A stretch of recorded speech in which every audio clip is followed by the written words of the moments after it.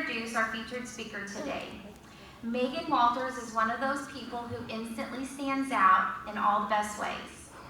As the owner and broker of the Walters real estate team, she leads one of the top real estate groups in the country, but what really sets her apart is her creativity and the refreshing energy she brings to real estate right here in Mid-Missouri. Her approach to marketing homes is anything but ordinary, and it's earning her recognition both locally and nationally, including being named the National Association of Realtors 30 Under 30 honoree. That's a big deal. Megan and her husband are also hands-on investors, flipping homes, growing rental portfolios, and helping develop communities. I know they do that in my community of Boonville as well, so very thankful for that. Because she's an experienced in real estate from so many different angles, she gives her clients a perspective that's both practical and visionary. And after more than 31 years in the Columbia area, she pairs deep local roots with a modern full-service style that truly serves buyers, sellers, and developers. I've watched Megan from afar for a while now, and her charisma and confidence always blows me away. Somehow, she's managed to juggle being a new mom with so much grace, and let's be honest, her outfits are usually on point. She's the kind of person who inspires you just by being herself. I'm gonna cry. Without further ado, let's give Megan a warm and enthusiastic welcome. Thank you. I appreciate it. Can you come to all my listing appointments? Oh my God. Well, hello and good morning. Can you guys all hear me if I don't use a mic? Yeah. Awesome. Well, first off, I want you guys to give a huge round of applause for Jamie and her team. We host an event ourselves every year, and it is extremely hard. It is harder than, frankly, our daily jobs. And so I just want you guys to give her a round of applause for doing this. So like she said, I don't feel like I can say much more about myself, but my name is Megan Walters. I'm the broker and the owner of the Walters real estate team here in Columbia. But before I dive into what we're kind of going to talk about today, I want to ask with a show of hands, and as you can see, it's going to be about consistent marketing, but I want to ask, show of hands, how many of you guys post on your own social media pages 1 to 3 times a week that pertains to what it is that you do for a living? Okay. A personal page? Personal or business. We can say that, yeah. Okay, cool. How about 4 to 7 times a week? How about 1 to 3 times a month? That's okay. Awesome. You have to start somewhere. There's absolutely no wrong answer, but what I'm here to talk to you guys about today is what our team has done over the past 8 years without being viral to have grown to a 7-figure business. I'm interested now. So just real quick, so yes, you don't start confident, you start consistent. Kind of like what Jamie had hinted at, what our team is known for is our video marketing. So kind of like keep that in mind as we go through the next slides. So when I first started, I was 22, 23 years old. I wasn't confident. I didn't know what the heck I was doing. And so keep that in mind with this next video. Ugh. Oh. Hi, I'm Megan Meyer. I'm originally from Columbia, Missouri, graduated from Rockbridge and then from Mizzou with my psychology degree just this past December. I guess a little bit about myself. Okay, so we're gonna cut it there because it's really awkward. Maybe not for you guys, but trust me, it is for me. This was me 8 years ago. I had absolutely zero idea what I was doing. I was clearly uncomfortable. I wasn't looking at the camera. And yes, again, we're really big in video, but this isn't gonna be a whole presentation about video, but it's part of kind of our journey. But I didn't know what I was doing, but like anybody, I had to start somewhere. And so this is after 8 years of showing up for myself. This is in Colorado, but this Breckenridge Park listing still comes with amazing views. Not about what your neighbor's home sold for last year, it's about what's happening right now in the last 3 to 6 months. What's at the top of every family's list? A home where you can play, grow, and belong, and this one checks every box. This brand new Wilcoxon custom home sets a new bar. $50,000 on your home and barely see your value go up. Side by side in the same neighborhood, but one stretches out while one reaches up. Some homes speak for themselves. This one makes a statement. So as you can see, after 8 years of showing up and essentially practicing and showing up on camera, that became a weekly habit, which led to consistent content, which led to our growth and how we ended up standing out. Your first video, though, gives us all a little bit of hope. I I think we're all very afraid, if you want Yep. to call it, to put ourselves or team members Yeah. or business on video. Yeah, it's terrifying. We also have Dimitri here. He has a big, probably stash of potential blackmail on me of cuss words and all my bloopers. But you have to start. If you don't start, just like anything, like working out, like you have to get your butt out the door to go for a run to be able to then kind of start it. It's the same thing. And definitely happy to answer any questions throughout the long way about video if you guys have it. So feel free to chime in. But yeah, no, I mean, after so long, even Jasmine, I've got her first videos too from when she started till today. Not part of the credit. Yeah, I know. I slipped those in. But yeah, so just a quick little bit about myself. Every success story starts with a little chaos and a lot of consistency. For me, I love the start of everybody's story. It is the most humbling and, in my opinion, motivational part of somebody's journey. The end is cool, it's glamorous, it's like, yay, what's up? But for me, there's still nothing more motivational than the very beginning. So here is my family. There's my husband, Jesse, and our very crazy toddler named Jet. He's 1 year old now. But kind of like we said at the beginning, so we started my real estate career around the age of 23 completely by accident. I was in college being recruited by a brokerage. I said, nah, that sounds really stupid. I have so much student loan debt. Who is going to trust a 22, 23-year-old with the largest investment of their life? I'm gonna go work at VU. That's smart. They got salary, they got benefits.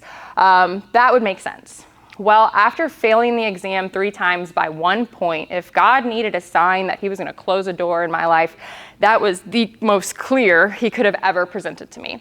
So after that, and it was humbling because I went to my husband, or I think I don't know if you're my boyfriend or my fiance at the time, but I went to Jesse and I had to tell him I failed.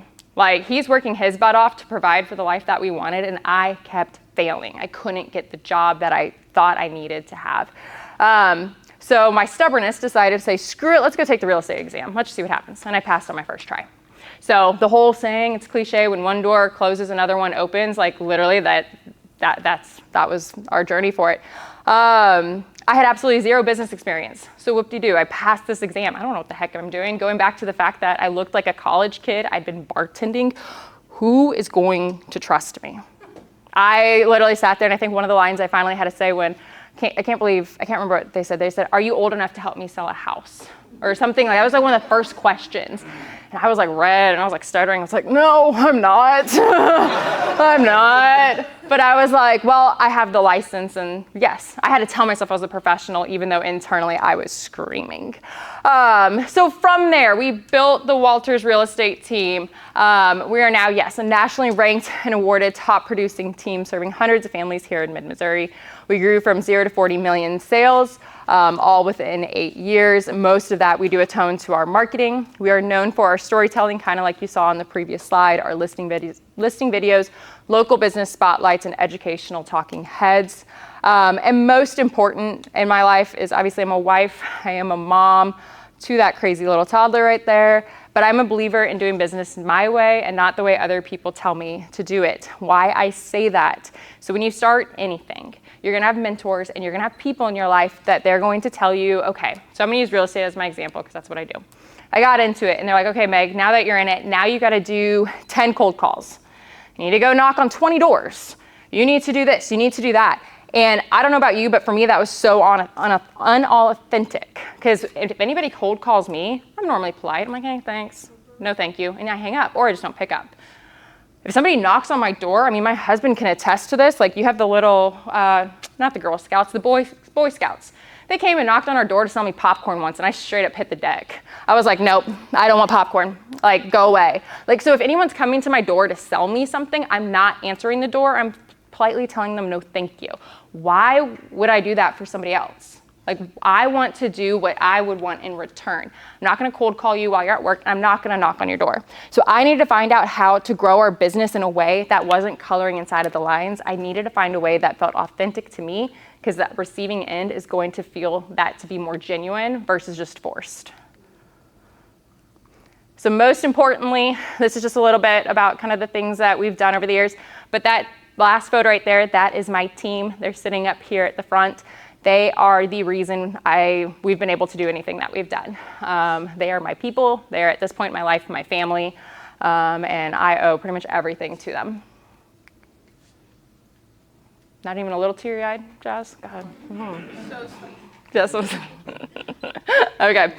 All right, so what we're here to talk about today. So 2 different things. One is mindset. Just like anything in life, mindset is huge, as well as the how framework. I'm really big about being able to give you guys actionable steps of what to do. Mindset is awesome, but if you leave here and you don't feel like you have just a couple things that you're gonna actually put into play, then I don't feel like I have been worth your guys' time. So the first is the mindset. Shift your thinking from marketing means posting to marketing means brand, trust, and consistent.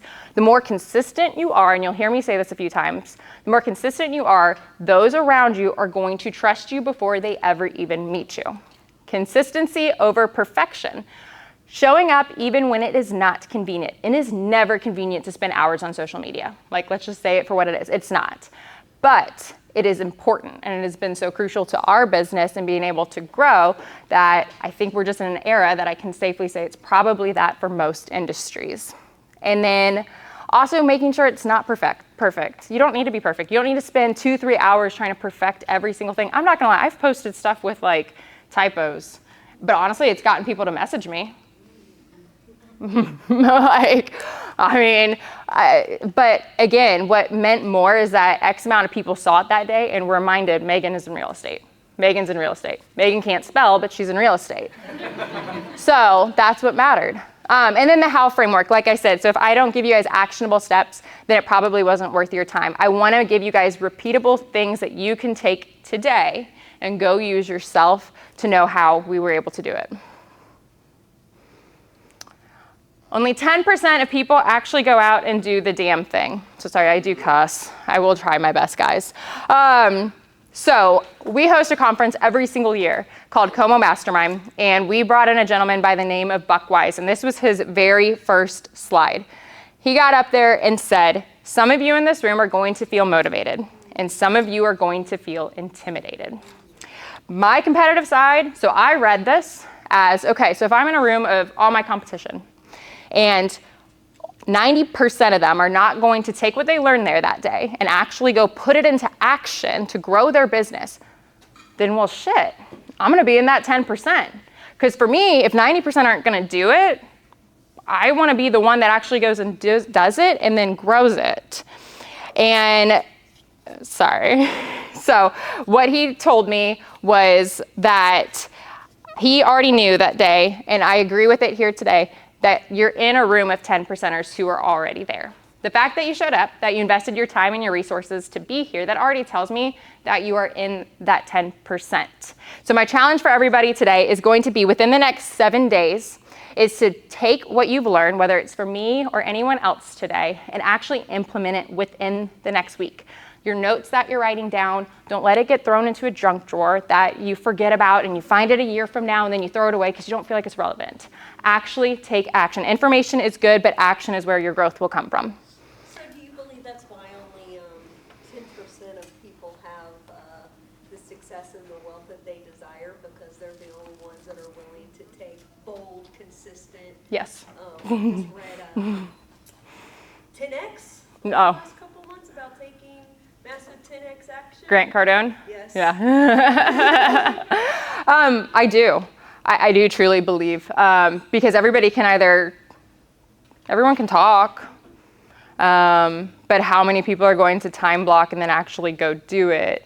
And that's what I think has been so enlightening as I've gone through life is, yeah, like, I mean, I've been through a lot of conferences where I met a ton of friends.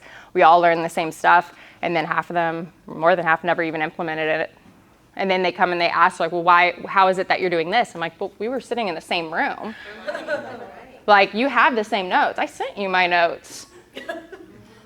But they didn't do it. So yeah, I do truly believe it kind of, it's the same way with a few different topics. Yeah. What do you believe, well, I'm actually in coaching too, so Yeah. what do you believe is like some of the biggest obstacles that keep people in information analysis is what I call it, right? To where it just blocks them from taking that, I tell people like, just take imperfect action consistently, like what you were talking about. So like, what's their biggest obstacle? What's the biggest obstacle to go from, hey, I've been motivated and I got some amazing, great information into actually taking that consistent imperfection action? Themselves, their own mindset, fear, production after 5 days, and then stopping because it never led to anything. And actually I have a slide about that, so I won't talk too much about it yet. But I think ultimately I think we are our own worst enemies and we are our own biggest competitor at the same time. And the consistency of, if we don't see results instant, we do live in a time of instant gratification. And if we don't have that, we stop because we're like, it's not working. And so continuing past that feeling is, I think, actually the hardest part than sometimes just starting. Yeah, I mean, obviously that's not precisely what you're doing, but you hear the people who make a living off, say, being like an influencer. And I mean, even Joe Rogan, I think he said he put together like a couple hundred episodes of his podcast before anybody cared or anybody shared it. Yeah. And the same thing with like, what's the guy who's Mr. Beast or whatever? He's like, he goes, I spent 2 years making a video every day or whatever it was before I got to like 10,000 followers or whatever it was. You know, he's like, nobody's willing to put in, well, less than 10% of people are willing to consistently put it in for, 18 months. Yep. And especially if you're putting yourself out there, when it's on video, it's personal. It's different because you're putting yourself out there, and I'll have a thing about that here in a minute too. But if only like 2 or 3 people like it and a couple people see it, you're like, man, I suck. I am not as good as I thought I was. But it's because it's personal, because it's you. You can't like scapegoat it on like something, different. It's yourself. And so it's very personal. But yeah, no, I mean, it's very true. You see it a lot, and we're still going through it. So yeah, I mean, that's kind of the thing. And I'll say it again here in a minute, but like, we're not viral. I don't call myself an influencer. I'm a real estate agent. I sell houses for a living. What we've been able to do has been able to create those still 7-figure business without being a viral influencer, without having hundreds of thousands of followers. So like, there's a big mindset gap of like, you feel like you have to have that to be successful. And what I'm here to tell you is that it's kind of BS. So, okay, next question for you guys. So this right here is just a chart about 5 popular platforms and the users and the billions that use it. So how many of you guys, with a show of hands, have all 5 of these platforms? Okay. How many of you guys, let me ask this, how many of you use all 5, not scroll? How many of you use all 5 platforms? Okay, cool. All right. I thought Jessica would have put her hand up. Okay. Okay, how about 4 of them? 3 of them? 2? 1? Haha, cool. Okay. I don't have TikTok. If you notice, I didn't have my hand up for the 5th. Why do I not have TikTok? TikTok caused me a ton of anxiety and brought me absolutely 0 joy. So I am a firm believer on showing up on multiple pages, which I'm going to talk about, but at the same time, I do go back to the word authenticity, or be your authentic self. TikTok is not Megan's authentic self. Tons of reasons, and I can get into that later, but in short, when TikTok first started, I know TikTok's your thing, girl, so I'm sorry, but I know when TikTok started and it was popular, a lot of the things that went viral were people dancing. Guys, I sell like $1 million houses. I'm sorry, who wants to see me sit here and dance? You're not gonna trust, you're gonna kind of, Val, I know. Okay. What do they dance when you sold them their dream house? There are tasteful ways. There are tasteful ways, but it didn't align with me. I wasn't gonna stand up there and like dance and then sit there and talk to you about tax repercussions, inspections, your septic, and they're like, man, but you got some good moves. Like, nah, like it didn't align with me. So, and then it learned your algorithm when I was pregnant, sending me some real scary things. I'm like, we're done with TikTok. So we don't have it, but I do have the other ones. And we show up on those every single day because somebody who is on Facebook might not be on YouTube, and somebody who's on LinkedIn is not gonna be on Instagram. So for some reason that up there I can't see. Go away, little thingy. The question isn't if people see you online, it's when and how often your consistency becomes your footprint. The average person spends about 2.5 hours on social media every single day. So here is another really good, just like real life example. So let's say you're choosing between 2 real estate agents. Your friend tells you to go to Sally Sue. I don't know why that's always the nickname I use, but Sally Sue. And then you're like, well, this little girl talked to me about the Walters team. So I'm gonna look them both up, and I use Facebook. Like, let's just say you use Facebook. So that's where you start. Well, you go to Sally Sue, and Sally Sue's last post was 2023 that said, Happy Thanksgiving. Okay. And then you go over to our page, and you see consistent production, education, listings, and we posted like 20 minutes ago. You're going to end up naturally selecting the person that looks like they have a pulse in the market that you are looking for. And that same goes for whether that person is searching on LinkedIn, on Instagram, on YouTube. We'll get to Google, but that one too. It all depends because you just don't know what that one person, what platform they prefer. So be on as many as possible to hit the most people. How social media drives decision making. 77% of people buy from brands that they follow. 49% decide based on influencer recommendation, and 57% use social media to research brands. What people see and trust online becomes how they choose who to buy from. So how many of you guys maybe follow a couple influencers and they've got a video one day and it's this cute little blonde, and she's like, I use this cream and I don't have any wrinkles and I have a toddler, and you can't tell I'm a toddler because, well, this cream made me beautiful. Next thing you know, it's in your cart and you're buying it because, like, damn, I've got a toddler, I want to be pretty. If none of you and just me, then target me because I just buy a lot of random shit online. But that is where these stats are true. If you have influencers that you follow, or even brands, it doesn't even have to be an influencer. Maybe the word influencer isn't right. Brands, like if you buy from Nike, if you buy from Adidas, if you buy from any of those things and you see it, you trust the brand because it's consistently been in front of you, and you end up purchasing it. And it's the same thing when it goes to social media. So another example, just with our team's numbers in particular, we do roughly about 150 transactions a year. 50% of my business comes from social media.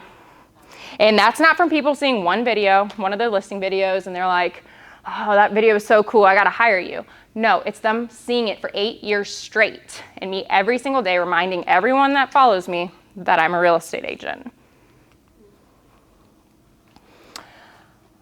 Okay, so show of hands, who here has ever said, I just don't know what to post? Okay, so you're probably in two like things. One is, I have too many ideas. I want to post about my turkey. I want to post about Christmas. I want to post about my toddler, my dog. Oh yeah, by the way, I'm in insurance. Like whatever it is, you're almost too much information.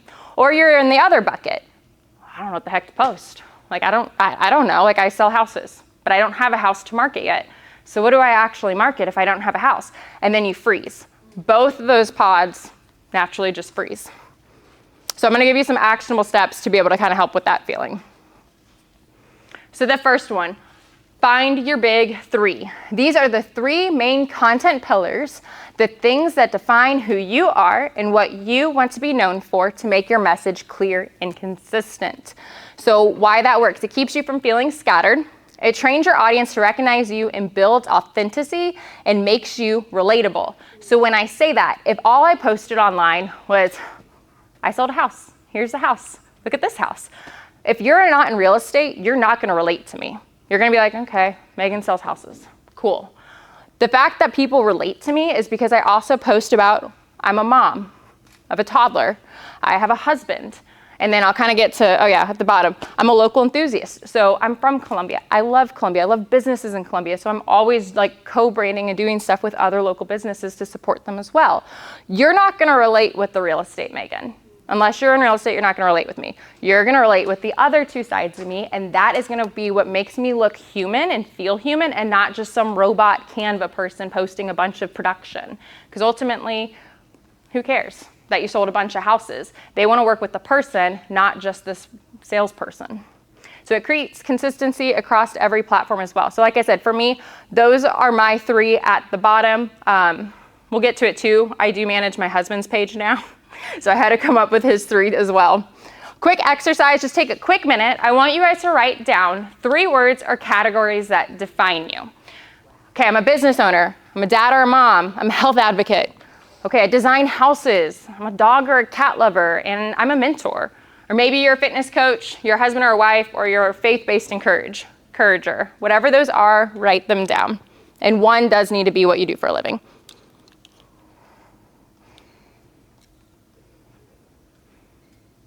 Yeah, my team's not writing anything down because they know theirs.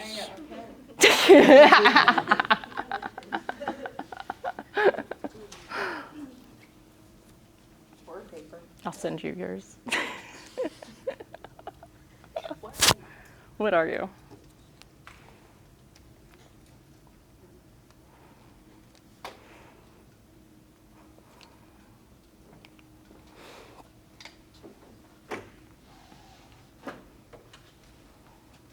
And if you have 4, that's okay too, because I'm not going to lie, I did have 4 on my first go round at that. But at some point I did kind of have to get down to 3, because it kind of then I ended up personally falling back into the I have too many ideas of what to post. Yeah? Do you ever kind of fluctuate and change those out, like as years go on, kind of like those might shift? Yeah, I mean, so once I didn't used to post about my husband. Love you. But once I had a kid, I found myself posting more about my husband because we did things as a family.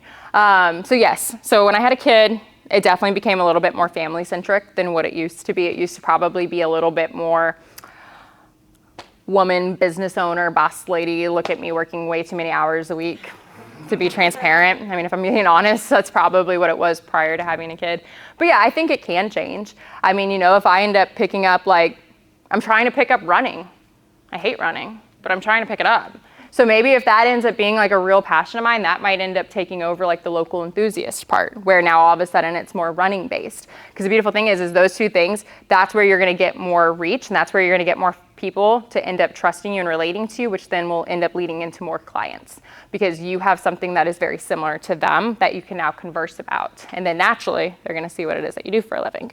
So I think that there's nothing wrong with, after some time, those adjusting just like it is with your life, because then it's also more authentic. You'll enjoy it. It'll be easier versus trying to fit like a square through a triangle. Maybe you need to video you running to local businesses. I tried to do a video of me running. I was like doing this and I'm like dying, like out of breath, and I'm like, this is awful. I don't want to delete. So maybe. Jasmine can drive alongside you. Yeah. I will too. Yeah, you're doing great. As I'm dying, huffing and puffing. Yeah. Give me a few more months. Yeah. It feels like this can be used really well strategically, uninterested in following you, so to speak. And that's sharing or resharing other people's or pages' content. So on one hand, it can like show that you're part of like a larger space or community, and you're, giving your thoughts and opinions on something that's relevant. Yeah.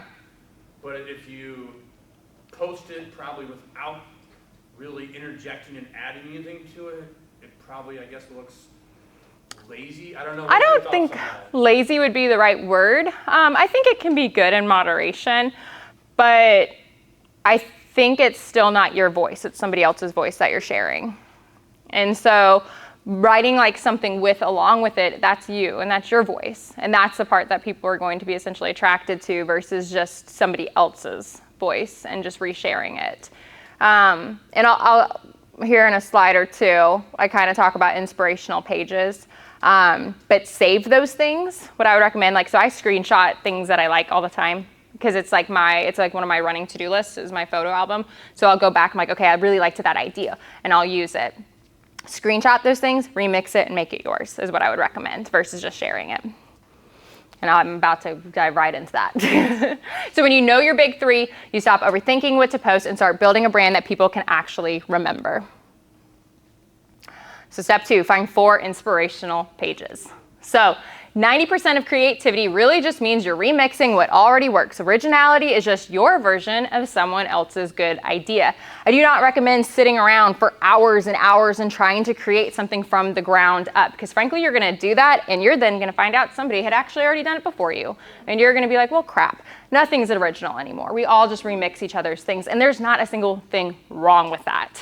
I do believe in not plagiarizing. I do believe remixing, making it your own. So when you're looking for inspirational pages, what you're looking for are people that are within your industry or a very like-minded industry. They're doing what you like, and they have a similar voice and brand to yourself.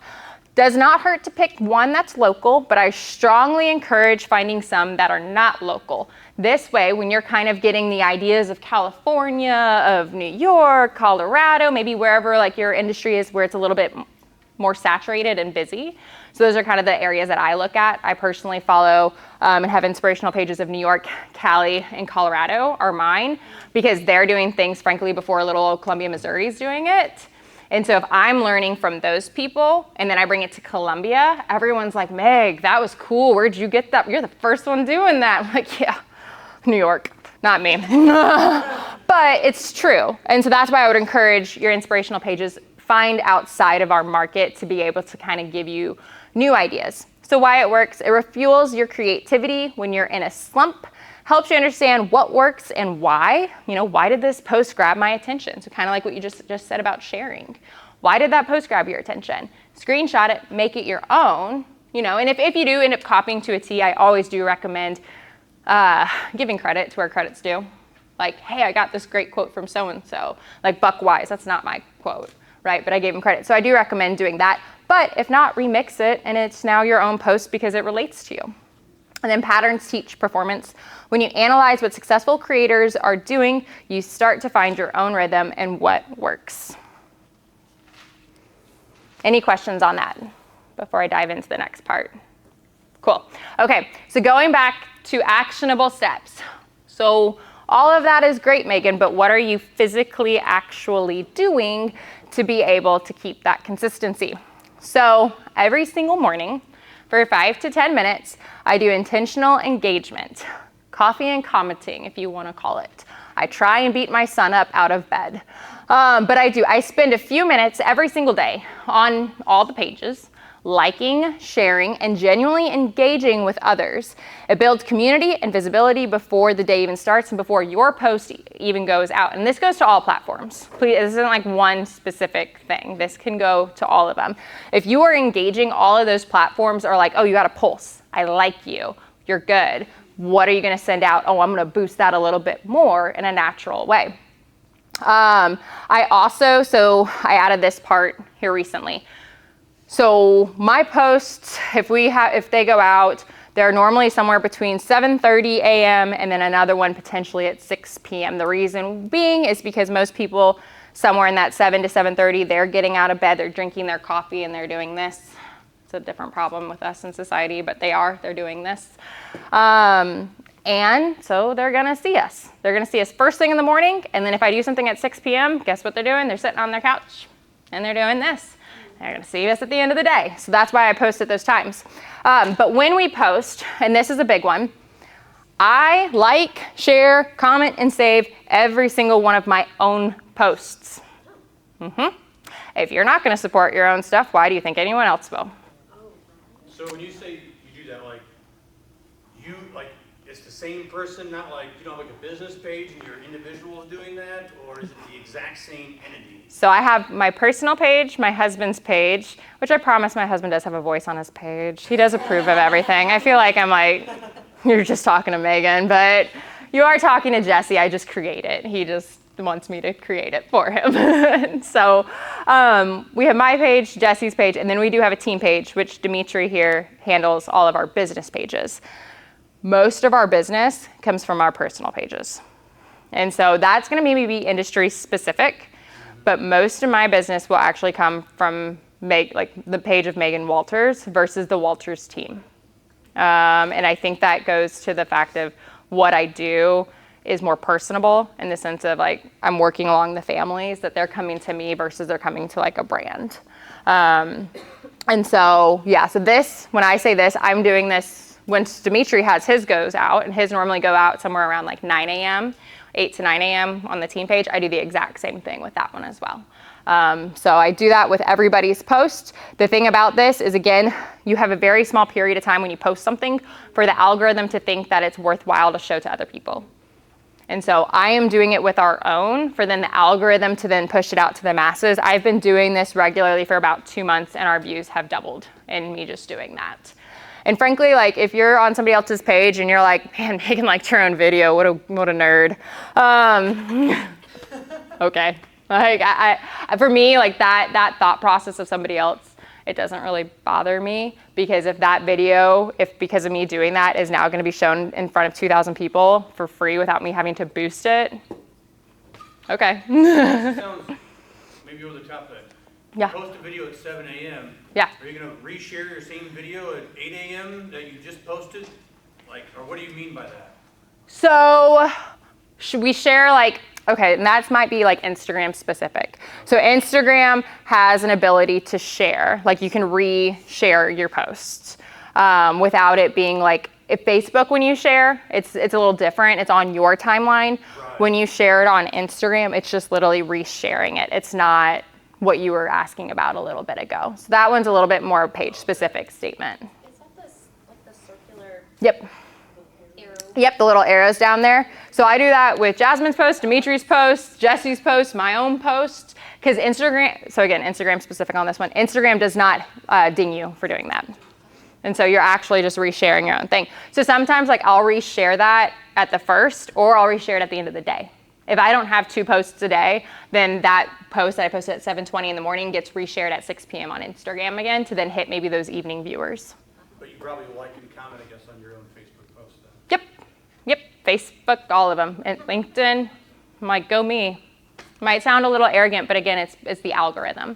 It is not like me being my biggest cheerleader. I just have learned that the algorithm likes posts that lead to engagement, and then they're going to push it out further. And then frankly, you'll end up getting enough other traction from other people that no one even knows you liked your own stuff. So It's like the award interaction. they do.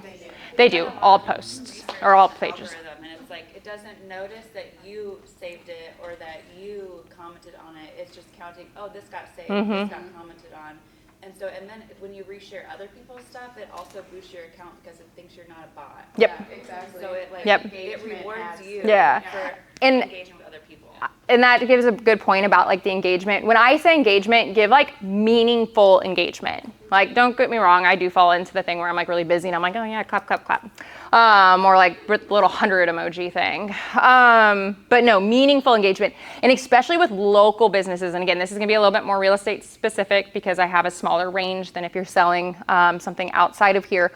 But I'm commenting on like Logboat, Biscuit, Bar, Endwell. Sorry, I don't know, biscuit truck, biscuits, Endwell. I'm commenting on local businesses because other people are gonna see that. They're like, who the heck's Megan Walters and why did she make this like awful joke about this beer? And then they're gonna see it and then they're more than likely gonna follow you because they're like, oh, she's local. Oh, she's in real estate. Oh, that's cute. Like, whatever. And so I'm always doing that with local pages. Big pages, they're great. But again, it's not my target market personally. So do engage genuinely, create questions, especially on your own engagement. You know, if somebody like writes something like, I love that house. Oh, awesome. What's your favorite part about it? Kitchen. Oh, that's mine too. Like, what'd you think about that island? It was great. And they're probably like, Megan, go away. Like, but Instagram, Facebook, any of those platforms, they're going to just start tallying it, comment, comment, comment. And then all of a sudden it gets then again, a natural boost forward into other viewers.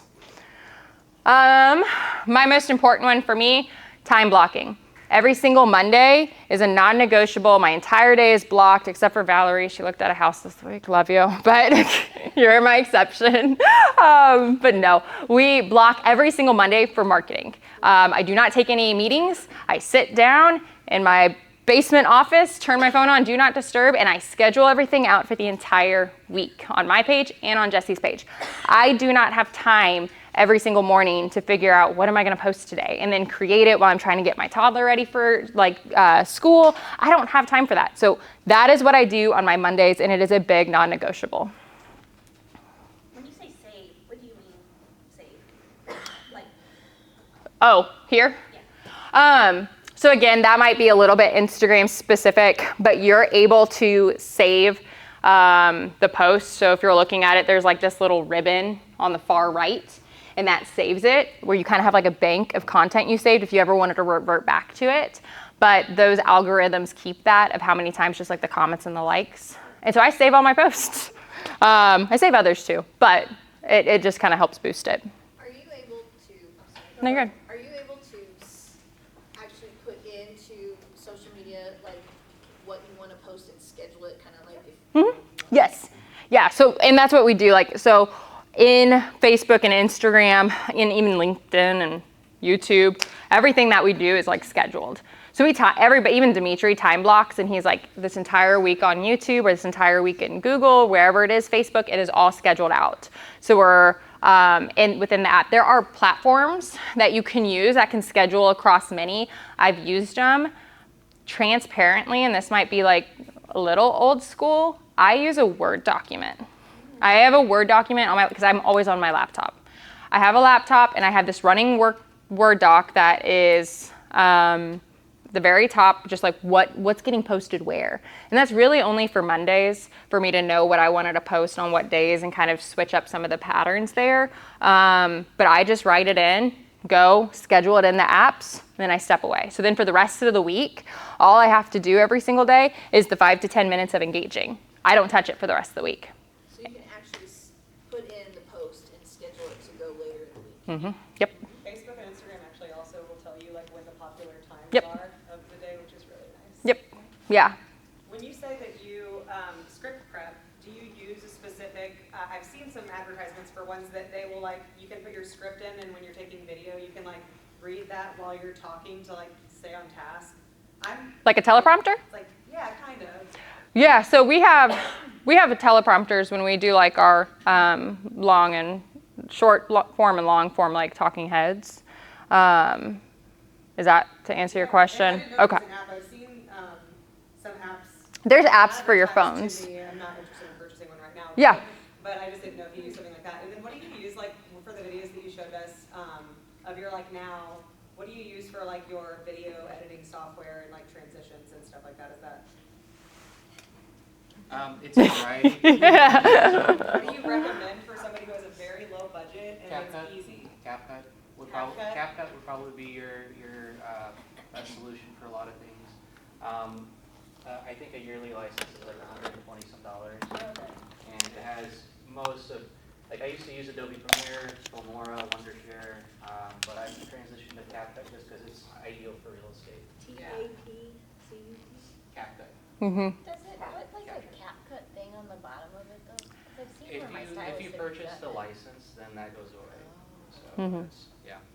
Some videos you still have to scroll to the end. And then delete their ending. Because otherwise Yeah. you have that little quick 2-second I don't ending. like that on there. Yeah, Yeah. nobody does. And that's for like the phone version. If you use like the desktop version, they don't have that as part of it. So I edit on the computer, not on the phone. Yeah, and so some of our like quick videos, like so for example, the city came out with like where they were upping utilities the other week, or like when Trader Joe's announced that they were coming. Like there are videos like that I will do with my cell phone versus like get with Dimitri and make a whole formal thing about it. And honestly, more times than not, those videos actually do better than our formal videos because they're not perfect. But I'll do those. And so yeah, there's some teleprompter apps I know on your phone. I honestly keep things really short. People's attention span is pretty short. So we try and keep everything that we do under a minute. And those short videos I try and keep normally under about 12 seconds. Yeah, that increases your views too because people are gonna. Yep. I think it's like 0.18 of a second. I can't remember what it is that you have to be able to capture somebody's attention. And it's becoming extremely hard. Yes, like we're learning it with our listing videos. Like it would be a great video, but because it didn't capture your attention within like a millisecond, our views will go down. And so then it starts getting into crazy expensive transitions and stuff like that we have to implement. Cool. All right. Any other questions on that one? Okay. So yeah, Monday. So time blocking is just really the theme of that. That's just Mondays are my personal day to get it done. So batch filming, this kind of goes also hand in hand with time blocking. So if video is kind of in your heart to start doing, I just recommend doing it in batches. So Dimitri and I get together once a month and we film all of our talking heads, our YouTube, and we just knock it out within a couple hours. So this way he can go off, edit it, do what he needs to do, and then we get together after about a month and do it again. But then I have a whole entire month content for my Instagram when it comes to the talking head education side of our marketing. Hire when you need help and don't go cheap. So this is your brand. This is your baby. This is, frankly, besides your family, everything to you that you're building. If you go cheap, you're gonna see it and you're gonna hate it. And then you're gonna fire whatever it was that you had that went cheap and you've just wasted your time and money on it. I've learned this multiple times in multiple different facets of my career. Do not have this now. It took me many years to find that out.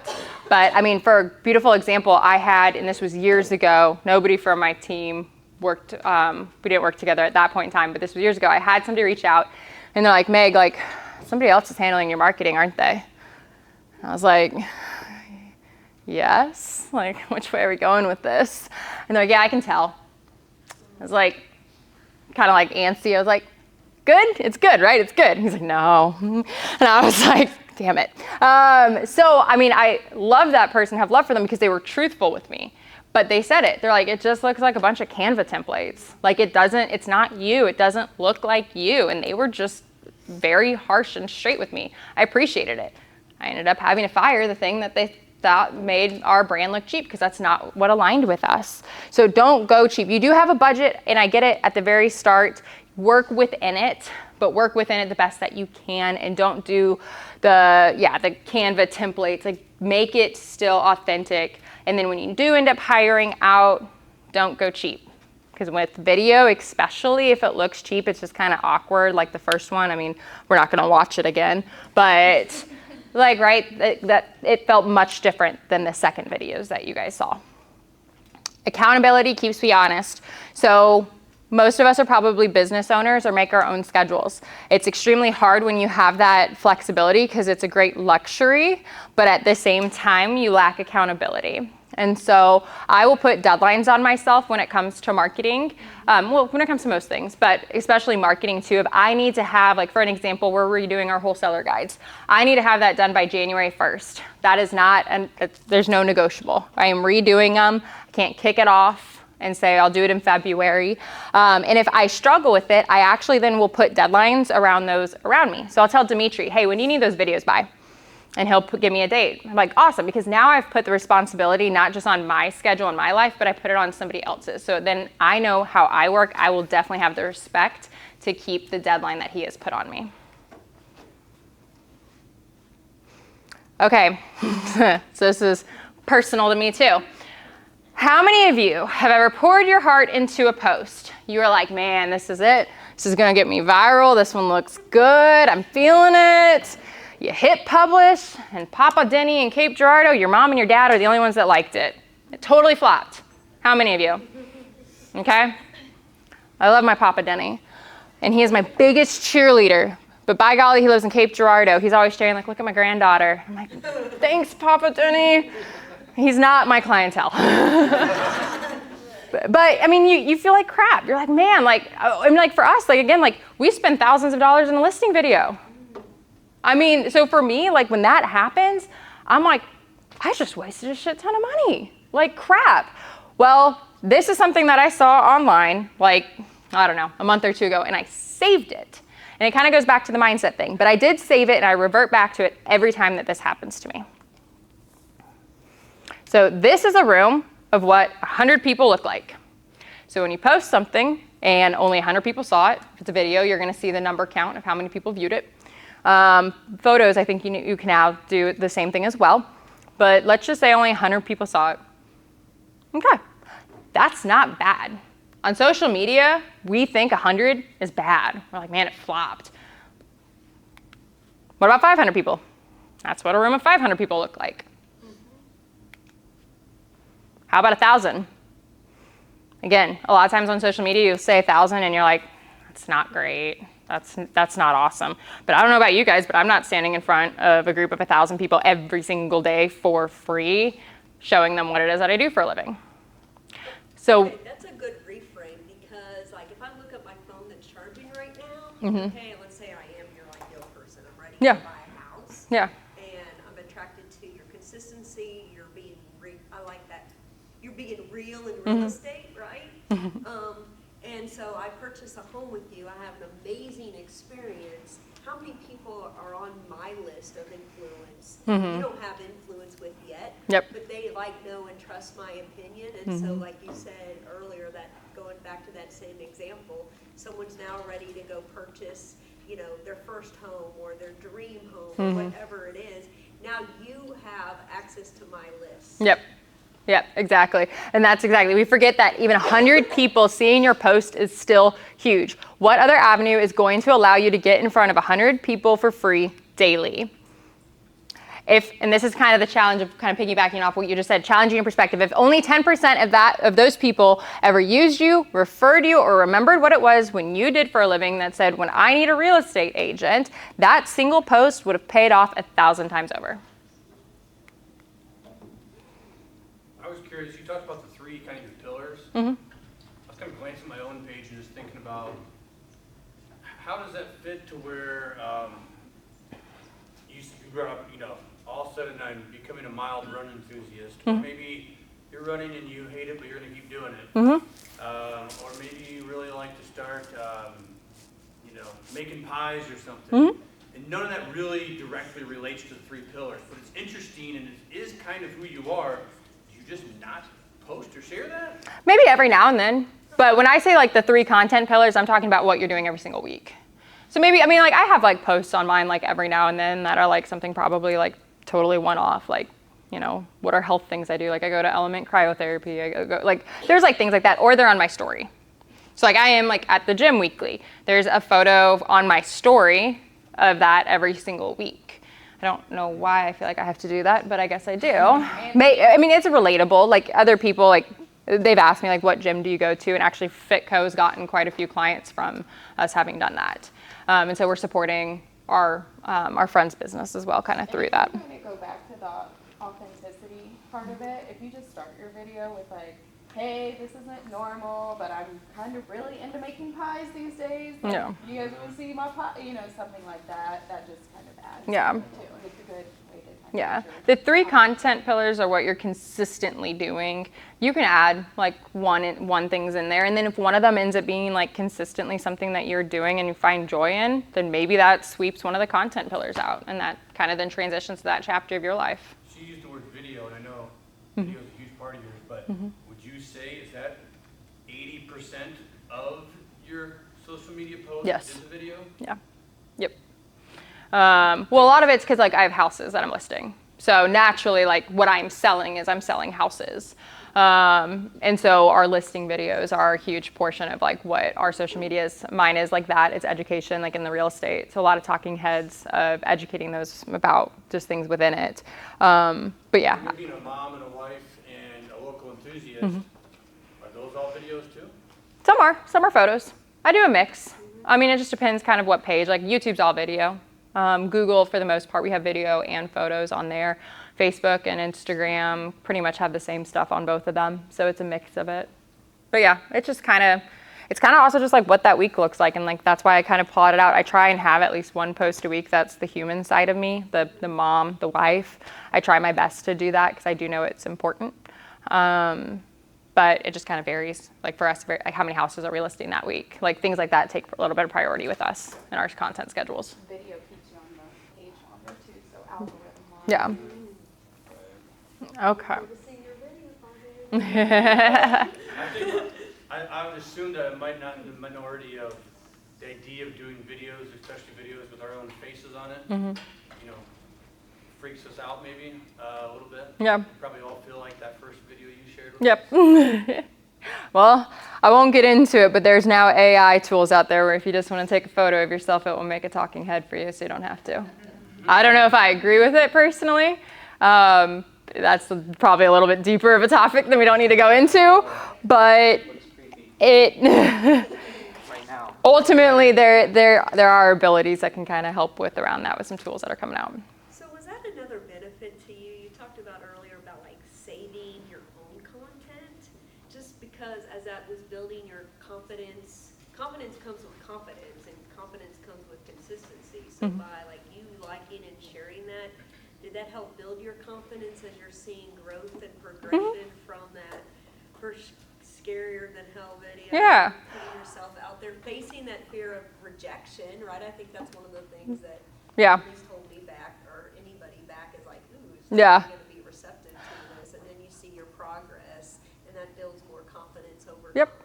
Yeah, I mean, I'm sure if I like scrolled all the way back to the very first posts I ever did, it would probably be quite painful. I choose not to. Only for this presentation did I do it, and it was on his phone, and I was like, oh my God. But yeah, no, I think it most definitely can. Okay, repetition equals recognition. I kept saying recognition at home, and my husband's like, that's not a word. And I was like, recognition. Okay, it takes 7 to 13 touches before someone remembers your brand and decides to take action. So the first part I want to talk about is remembers what it is that you do for a living. So if you leave here and you're feeling super amped and you're like, next week I'm going to do this, I'm going to post Monday to Friday. But dang it, nobody reached out to me, no one knows what I do for a living, didn't do a single sale. That little girl was crazy, I quit. It's going to take 7 times for people to remember what you even do for a living. They might not know, they might not need you. They might not be buying a house in 7 days. They might be buying a house in 2 years. But because you gave up on day 5, they still have no idea what it is that you actually do for a living. So I love this little like awkward photo right here because I've seen it so many times, but it is so true. What if the other person on the top decided to go to day 6, to day 7? Well, they're going to end up naturally getting it because of that repetition ended up paying off because they understood that the consistency was so much more important than the instant gratification. Okay. Myth, you must be viral to succeed. Fact, you don't need to go viral, you just need to stay visible. And I know I'm probably like sounding like the Nike logo of like just do it and like way too repetitive, but it is so absolutely true. Most of your business won't come from that one post that gets 1 million views. It comes from the people who've seen you show up again and again until one day they need exactly what it is that you do for a living. So one of my personal goals, and these are our pages as of I think like yesterday, one of my personal goals for my personal page is I want to get to 5,000 followers by the end of this year. Like I've said it, I'm not viral. I don't have hundreds of thousands of followers. But even with these follower counts, and I had less than this when I was, and I'm still in the building phase, but when I was at the start of my building phase, I was significantly less than this. I still have been able to grow to a 7-figure business. Like I cannot like repeat that enough, is that you don't need a crazy amount of followers. Another beautiful example, my husband down here, as you can see, he has like 719 followers. Like I said, I took over his page about 2 months ago now. Yeah, it's like, yeah, Jesse's out and about. He has secured me 2 listing appointments and he has bought 2 houses off market. Just my sales is $700,000 of volume from his page. That is 700 followers. How many followers? 700. Yeah.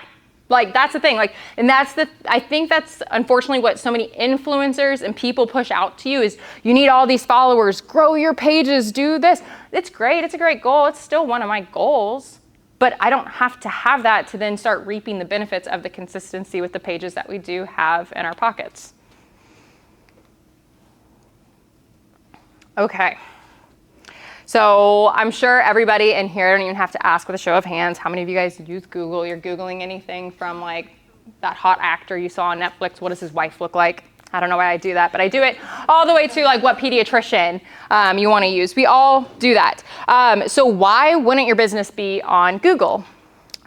The power being found, 59% of shoppers say they use Google to research a purchase before they plan to make it. 81% read the Google reviews and evaluate local businesses. 88% read them before choosing one. 89% of global search traffic goes through Google. If they can't find you on Google, they're going to find someone else who is. The thing about Google too, there's 2 parts of Google. There's Google, and I'll get that in a second, but there's also local Google ads, like, or your local business verified. So there's 2 essentially different pages for Google. So when you Google best real estate agent in Columbia, Missouri, there's one that's the local business verified. And so that's one ad set that I have running. And so I always want to be in the top 3 of that. And that is something I check every Monday on my marketing days to make sure I'm in that top 3. Recently, Veterans United Realty decided to compete with me, and that is very hard. But, and then you have your local Google business page. But you do need to post regularly on your Google. You need to just see it kind of as another branch of a different social media page per se. It is extremely important to do so. The more active you are on there, the more, just like anything, the more Google is going to put your stuff to the top.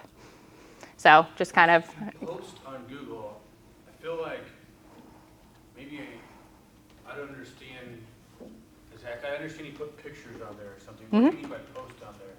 Dimitri, do you want to answer?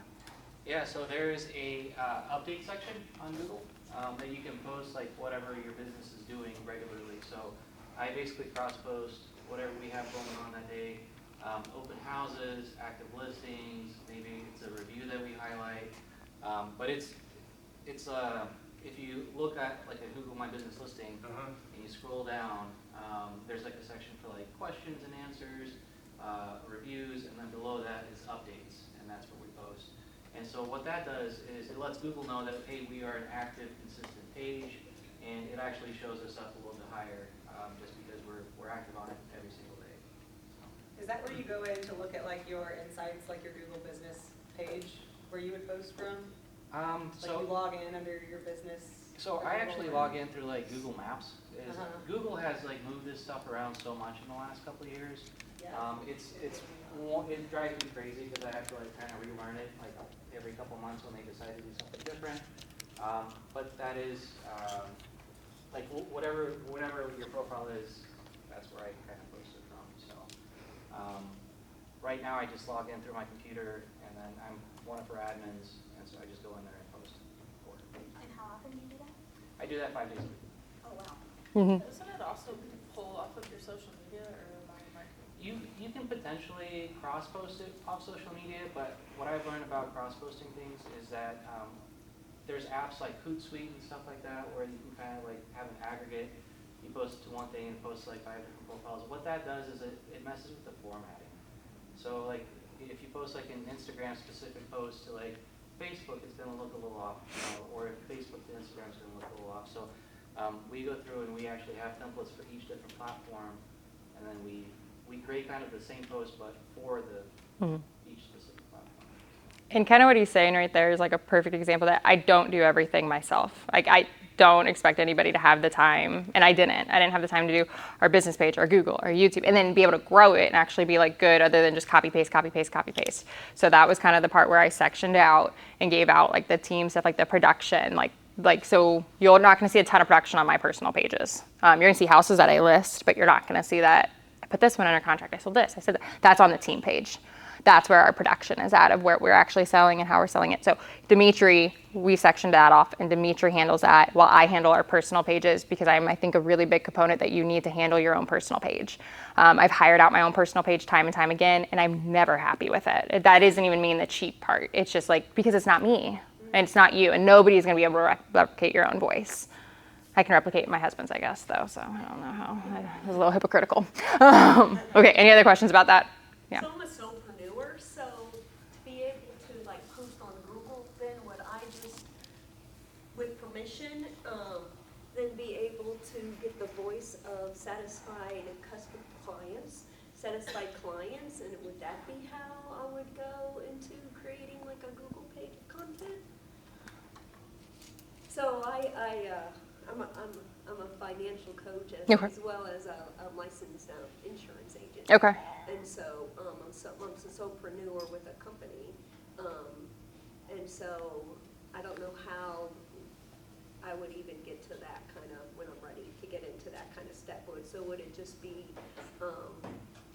giving, so for example, one of my coaches is really great at the social media, and so she gives like general testimonies like, hey, I just saved a client $228,000 Yeah. all of their debt, including their mortgage. Yeah.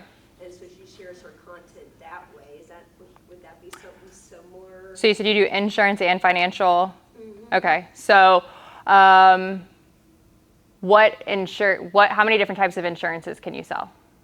Like, what kind of insurances can you sell? I can sell annuities, I can sell Okay. IULs, I can sell term life insurance. So there's a I can post. sell health insurance. There's a post. Okay. Educating. Like, okay, so what is an annuity?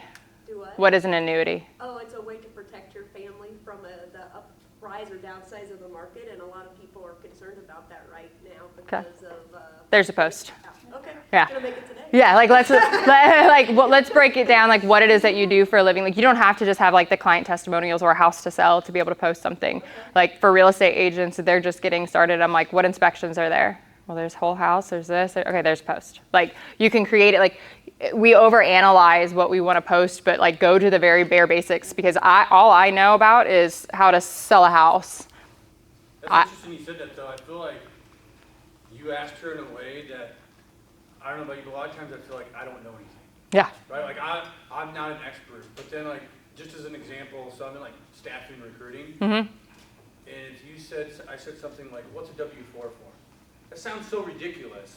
Mm-hmm. But a lot of people actually, when they're filling it out, don't understand like what it matters or what it does or what you should put on there. And that seems like such a simple thing, like it's simple for you. There's not a lot of people, like even in our life, like maybe some awesome boss or HR director might explain a W-4 to you once, but there's no, like with Megan, like one of her like videos that are very helpful to people who may not be, years away from buying a house is her educational videos because it's like, okay, what is earnest money? What happens during inspections? What are some of the worst and best case scenarios she's ever experienced? So whenever they do reach out to her, they're like, I've been watching you guys for a while. Yeah. I feel very comfortable with you. I feel very educated and ready for the process. Yeah. So if you can break it down.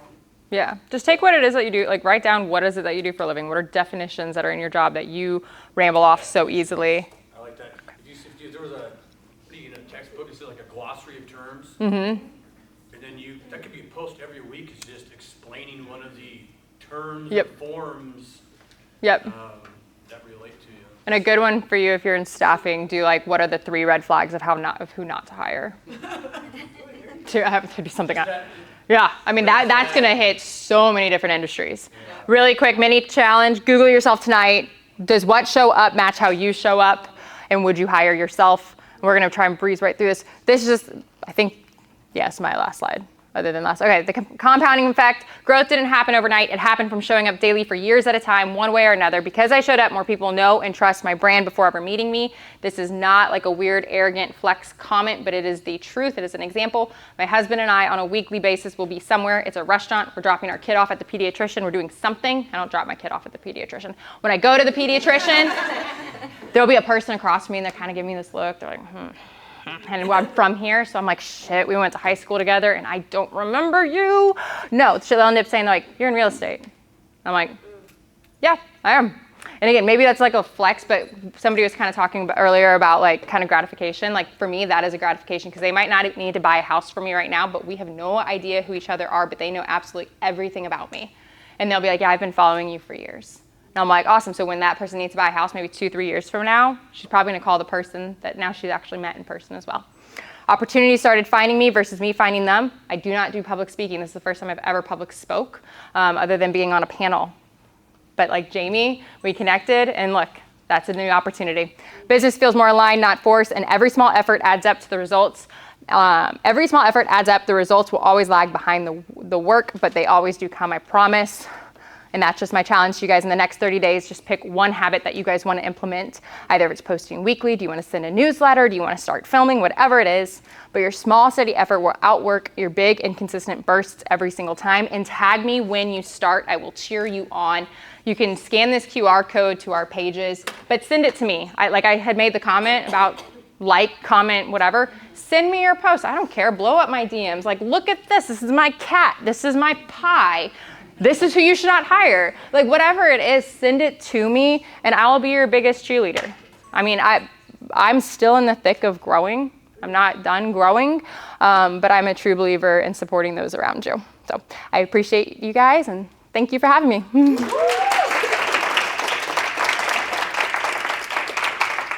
Yeah. course. Right. Thank you so much, Megan. Yeah.